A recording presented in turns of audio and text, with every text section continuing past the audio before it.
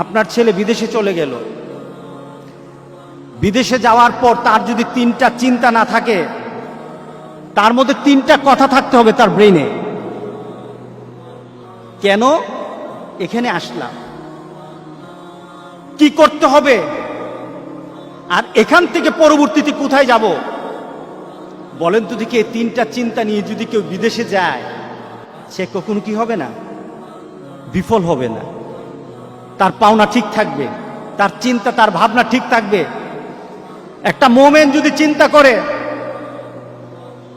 আমি এখানে কেন আসলাম, কেন এলাম পৃথিবীতে, আমাকে কি করতে হবে, আর আমার পরবর্তী ডেস্টিনেশন কোথায়, আমি পরবর্তীতে কোথায় যাব, এই 3টা চিন্তা কোনো বান্দা যদি ধারণ করে, আল্লাহ সুবহানাহু ওয়া তাআলা তার আখিরাতকে গুছিয়ে দিবে। আমাদের জীবনটা কেমন, আমাদের জীবনটা সম্পর্কে আমরা কি চিন্তা করতে পারি। কোনো ব্যক্তি হাতের মধ্যে বরফ নিল, বরফটা হাতে ধরে রাখলে সে যতক্ষণ পর্যন্ত বরফের দিকে তাকিয়ে থাকে, সে চিন্তা করে আমার ব্যবসা হবে, আমার হাতে বরফ আছে। বলেন তো দেখি, বরফ কি থাকবে? হ্যাঁ, ধরে রাখুন তো বরফ, কতক্ষণ পর কি হবে, বরফ আর পাওয়া যাবে না, বরফ আর থাকবে না তার হাতে। মানুষের জীবনটা তেমন, আপনি বরফ হাতে নিয়ে রেখেছেন, আপনার জীবনটা একটা বরফের মতো, হাতে বরফ, আপনার বরফ কিন্তু গলে যাচ্ছে। কিভাবে যাচ্ছে? একটা মুহররম মাস চলে আসে, 1441 সাল ছিল, চলে গেছে, বরফ গলে গেছে। 1442 সাল এসেছে, আনন্দ হওয়ার কিছু নেই, বরফ কিন্তু গলে গেছে। সুবহানাল্লাহ, আপনার বরফ কিন্তু গলছে। একজনকে বলা হলো যে আমাকে নোটিশ করে দিও, আমাকে জানিয়ে দিন। আল্লাহর কাছে বলল দাউদ আলাইহিস সালাম, রব্বুল আলামিন আমার শেষ মুহূর্তটা আমাকে জানিয়ে দিও, শেষ মুহূর্তটা আমাকে জানিয়ে দিও, আমার জীবনের শেষ মুহূর্তটা আমাকে একটু নোটিশ করে দিও। আজরাইল আলাইহিস সালাম উপস্থিত। কি ব্যাপার? আমি না বলেছিলাম যে আমাকে একটু জানানোর জন্য, আপনি কখন আসবেন, আমার জীবনের শেষ মুহূর্তটা জানানোর জন্য বলেছিলাম। কোন জানানো আগে থেকে রিমাইন্ডিং ব্যতীত আমার কাছে চলে আসলেন, ব্যাপারটা কি? আজরাইল আলাইহিস সালাম বললেন, কথা আছে। আপনার দাঁতের অবস্থা কি? নাই, একটা রিমাইন্ডিং। চোখের অবস্থা কি? আগের মতো দেখি না, আরেকটা রিমাইন্ডিং। আপনার শরীরের শক্তি কোথায়? হারিয়ে গেছে, আরেকটা রিমাইন্ডিং। কে বলেন দাড়িগুলি পেকে গেছে, তার মানে এই নয় তুমি আরো চিন্তা করতেই থাকবে, চলতেই থাকবো। আমার জীবনের গতি আছে, চলতে থাকবো, তা নয়, বরং তোমার প্রত্যেকটা জিনিসের মধ্যে নোটিশ করে করে জানানো হচ্ছে তোমার জীবন কিন্তু শেষের দিকে।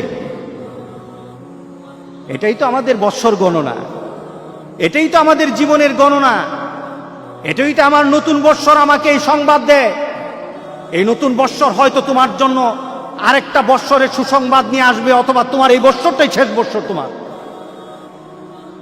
1441 হিজরি ছিল অনেকের জন্য আবার আনন্দের বিষয়। কাদের জন্য আনন্দ? কে আনন্দ করতে পারবে? 1441 সালের মধ্যে যারা এসেছে, যারা ছিল, আজকে যারা নেই, তাদের মধ্যে কাদের আনন্দ? তাদেরই আনন্দ যারা আল্লাহ সুবহানাহু ওয়া তাআলার সেই কথার সাথে নিজেকে মিলিয়ে নিয়েছে। ওয়ালাস, সময়ের কসম, সময়ের কসম, দুনিয়ার পরিবর্তনের কসম। দুনিয়া যে পরিবর্তন হচ্ছে সময় দিয়ে, আল্লাহ সুবহানাহু ওয়া তাআলা ওই সময়ের কসম করে বলেন, ওয়ালাস। আসরের সময়টা কখন বলেন তো দেখি? বেলার, দিনের শেষ বেলা, দিনের শেষ বেলা, ওই সময়টার নাম কি? এরপরে কি হয়? গুরুব, ডুবে যায়। এরপর কি হয়? মাগরিব। মাগরিব না? দেখুন আল্লাহ সুবহানাহু ওয়া তাআলা আসরের নামটা নিলেন সময়কে বলার জন্য, অর্থাৎ সময়টা তোমার এত কম, তোমার সময়টা এত কম, তুমি আসরের সময় মাত্র আছো। একটু পরে কিন্তু সূর্য ডুবে যাবে। তোমার জীবনটা আসরের মতো, একটু পরে কিন্তু তোমার মাগরিব চলে আসবে। অর্থাৎ তোমার জীবনের যে সূর্যটা আছে, সূর্যটা কিন্তু প্রান্তে চলে এসেছে। তুমি সব সময় তোমার জন্ম থেকে তুমি জীবনের প্রান্তে আছো, ডুবে যাবে একটু পরে মাগরিব হয়ে যাবে। এটাই তোমার জীবন, ঠিক না? আসরের থেকে মাগরিব কতটুকু সময়? অল্প সময়। আল্লাহু আকবার, আল্লাহু আকবার, আল্লাহু আকবার। আল্লাহ কি তুলনা দিলেন বলে আজ। এখন মিলিয়ে নেন, আপনার আমার জীবনকে এখন মিলাই। আল্লাহ বলছেন ইন্নাল ইনসানা লাফি খুসর।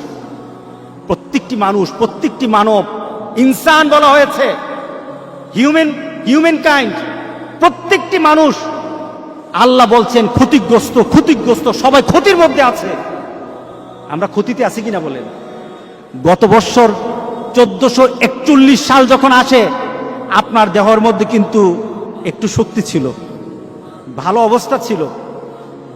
41-এর মাঝেই বিশাল পরিবর্তন হয়ে গেল গোটা পৃথিবীর। একটা কষ্টদায়ক পরিবেশ আরম্ভ হয়ে গেল। যার সাথে কথা বলি শরীরটা ভালো না, আগে তো শরীরটা ভালো থাকতো, এখন যেন কেন ভালো না, খালি জ্বর উঠে, ঠিক না?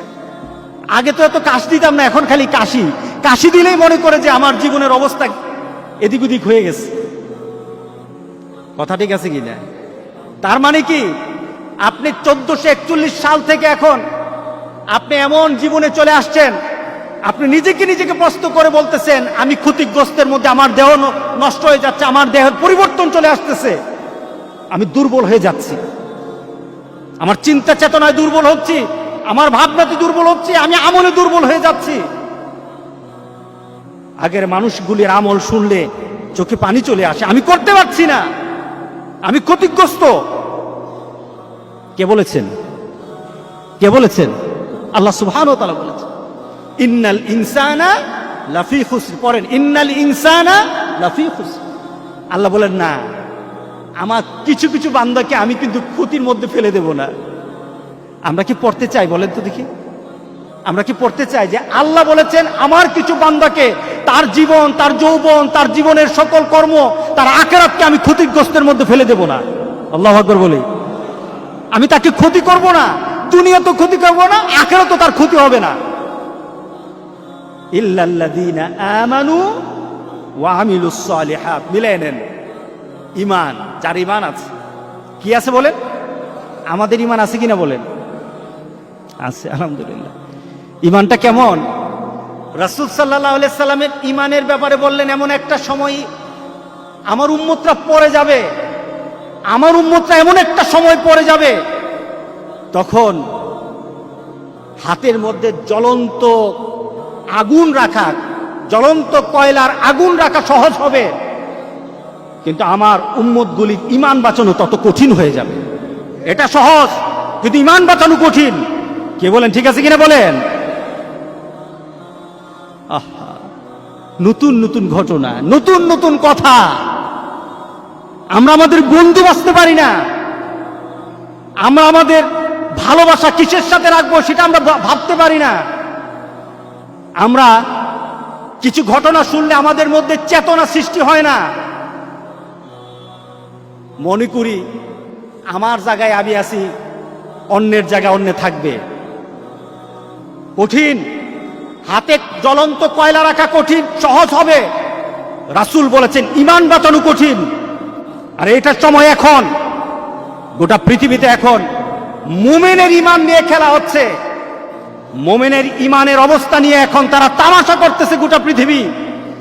ওরা টেস্ট করতেছে মুমিন কি জীবন্ত মুমিন না মুমিনগুলি মরা মুমিন। গোটা পৃথিবীর ইহুদি, খ্রিস্টান আর হিন্দুরা এখন পরীক্ষা করতেছে আমাকে। এটা আমার রাসূলের কথা। মরে দেখো তোমার শান, তোমার মর্যাদা, তোমার অবস্থা, তোমার ক্ষমতা, তোমার অর্থ, মরে দেখো। তুমি যদি নিজের জীবনকে মূল্যায়ন করতে না পারো, আল্লাহ যেটা বলেছেন ইল্লাল্লাযীনা আমানু, যদি ঈমানদার না হয় মরো, তুমি কতটুকু ক্ষমতা, তোমার কতটুকু অর্থ, তোমার কতটুকু গাম্ভীর্যতা, তোমার কত মর্যাদা। ফেরাউন, সাদ্দাত, নমরুদ তো দুনিয়াতে থাকতে পারে নাই। কথা ঠিক আছে কিনা বলেন? ফেরাউন, সাদ্দাত, নমরুদ তো দুনিয়াতে নাই। আছে নাকি? ফেরৌনের বাড়ি আছে, সাদ্দাতের বাড়ি আছে, সম্পদ ছিল কিনা বলেন? সবই তো ছিল, কিন্তু তারা কি লাভবান না ক্ষতির মধ্যে আছে? ক্ষতির মধ্যে আছে। আল্লাহু আকবার, আল্লাহু আকবার। ইল্লাল্লাযীনা আমানু, যারা ঈমানদার, আল্লাহ বলেন তার কোনো ক্ষতি হবে না। 1441 সাল চলে গেছে, ক্ষতি হবে না। 1442 সাল চলে যাবে, ক্ষতি হবে না।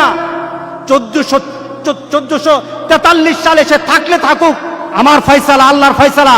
আল্লাহ বলেন আমার ফয়সালা হবে, কিন্তু তার মধ্যে যদি ঈমান থাকে তার কোনো ক্ষতি হবে না। আল্লাহ সবাইকে কবুল করুক। আমিন বলি, আমিন বলি, আমিন বলি।